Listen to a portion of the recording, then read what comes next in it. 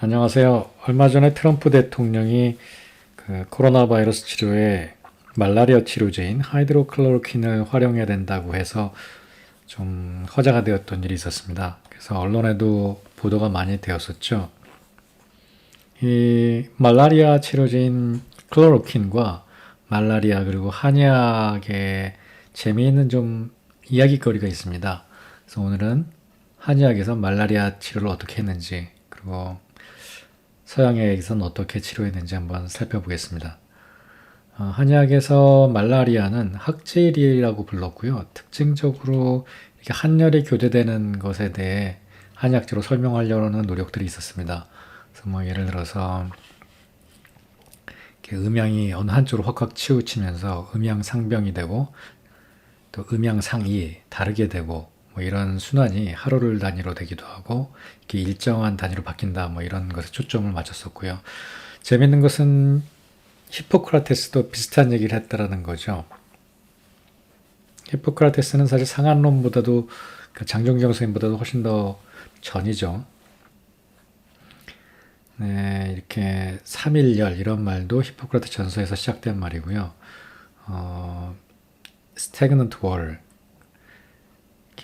그리고 또 비장종대 이런 말라리아 증상의 발현에 대해서 최초로 또 기술하기도 했습니다. 역시나 그 특징적인 periodic fever에 대해서 설명하려고 노력했죠. 재밌는 것은 이 말라리아라는 말 뜻 자체가 그 한의학에서 사기라는 말과 완전히 똑같은 말입니다. malformation, malnutrient, 비정상적, 나쁘다 뭐 이런 뜻이죠. 그 다음에 뒤에 아리아, 말라리아의 아리아는 공기라는 뜻이거든요. 그래서 말아리아, 나쁜 공기라는 뜻입니다. 한의학 용어인 나쁜 기운, 사기라는 말과 굉장히 유사하죠. 그래서 뭐 병원체에 대한 개념이 없었기 때문에 뭐 하물며 기생충이라든가 당시에는 당연히 이런 사기, 나쁜 기운을 동양이나 서양이나 같이 병인으로 생각했고요. 치료법도 약초나 마사지, 사열, 히포크라테스도 한토화, 토하게 하고 뭐 설사약을 쓰고 블러드 레링, 사열하는 방법을 썼으니까요. 그 동서의학이 병인을 보는 방법이나 치료하는 방법이 매우 비슷했죠. 또 이제 종교적인 것 때문에 이렇게 매질도 하고 그랬다고 합니다.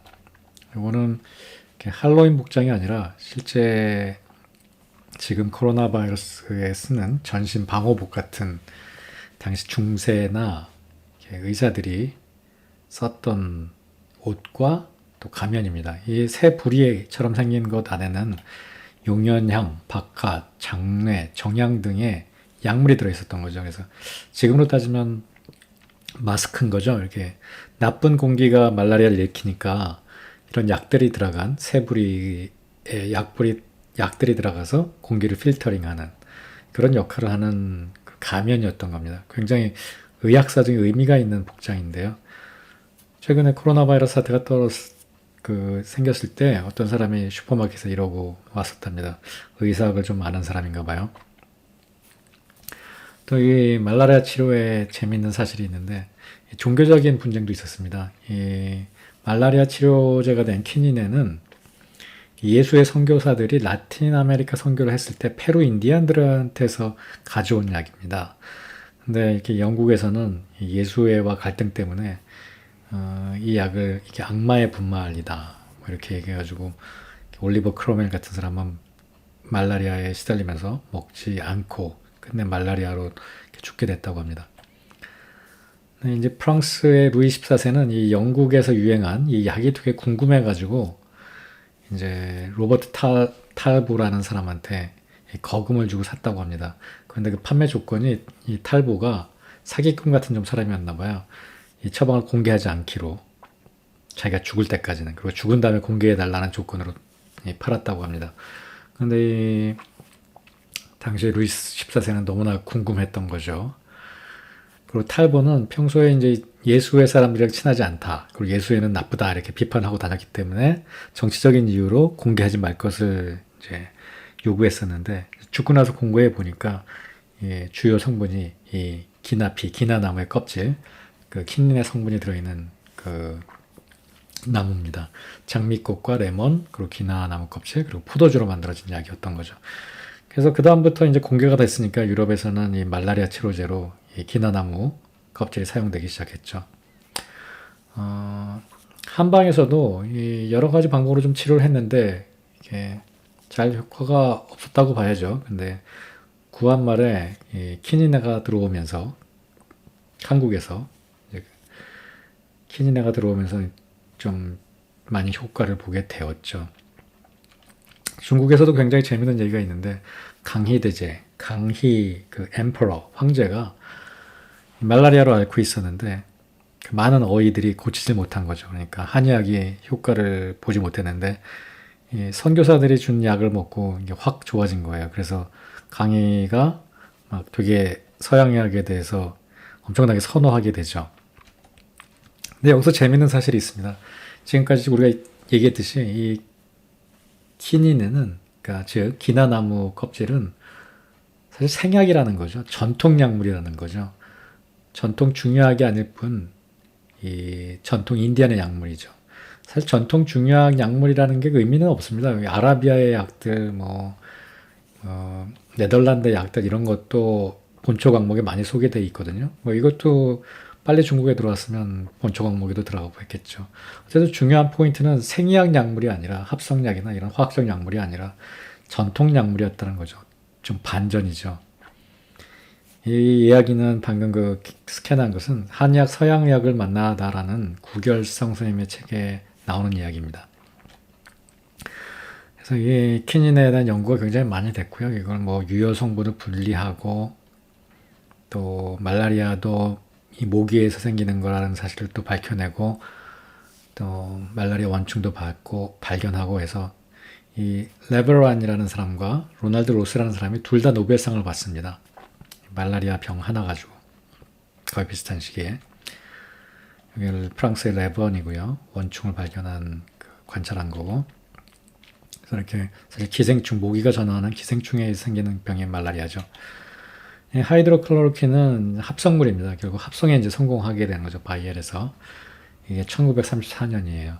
그러니까 기나나무 껍질 생약인 기나나무 껍질에서부터 추출물 키닌에 그리고 합성에 성공한 클로리킨이라는 성분까지 그리고 트럼프가 얘기한 하이드로클로리킨이라는 말라리아 치료제까지 이렇게 변화해 왔습니다. 그래서 지금 이렇게 새로운 코로나 바이러스, 사스 바이러스니까요. 예, 새로 나타난 효과가 있을 수 있다 이런 근거가 많이 제시되고 있습니다.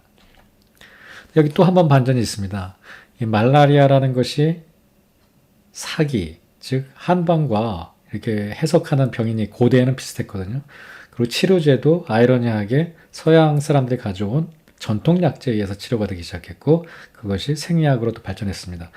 근데 최근에 중국에서 청호, 이거는 전통적인 한방 약제인데 이 약을 어떻게 가공할지 몰랐었어요. 근데 굉장히 전통 주후비급방이라는 4세기경의 책에서 힌트를 얻어가지고 이 투유 선생님이 이 아르테미신인을 발견해서 새로운 말라리아 치료제를 만듭니다. 그래서 2015년에 또 노벨의학상을 받죠. 그래서 같은 질환 말라리아를 가지고 세 번째 노벨상을 받게 됩니다. 클로로킨이 합성약물로 이렇게 활약을 했는데 또 이 아르테미신인을 가지고 노벨상을 받고 이 약이 굉장히 효과가 좋아서 이 아프리카의 그 말라리아 사망자를 이렇게 많이 줄였다고 합니다. 근데 이제 서양에서는 이 중국 전통 약재에서 추출한 이 약에 대해서 되게 반발이 많았다랍니다. 이 상용화에도 반대하고 잘 믿지 못한 거죠. 근데 결국 투유 선생님이 그 인정을 받아서 노벨상을 받게 된 거죠. 뭐 한국에서도 이 투유 선생님의 청호라는 약재를 통한 이 노벨상 수상을 가지고 이렇게 정치적인 싸움을 합니다. 이거는 한의학에 준 것이 아니다. 의료계에서는 이렇게 이야기하고 뭐 한의학계에서는 뭐 한의학의 쾌거다. 참 의학이 환자를 고치는 데 충실해야 되는데 이게 정치적인 싸움을 하죠. 제가 여기서 하고 싶었던 얘기는 이게 굉장히 재미있는 일화이기도 한데 이게 결론입니다. 말라리아를 고대에는 한의사들이나 히포크라테스 같은 서양의 고대 의사들이나 같은 관점으로 바라봤다라는 사실이고요.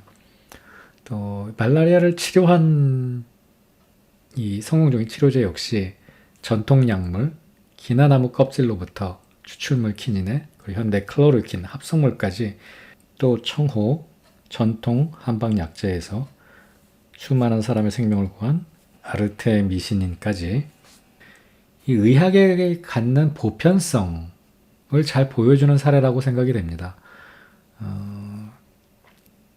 자꾸 정치적인 이유로 영역 싸움을 하고 양방과 한방이 그럴 것이 아니라 서로 단점을 잘 보완하고 더 환자의 건강과 의료의 발전을 위해서 노력했으면 하는 바람입니다.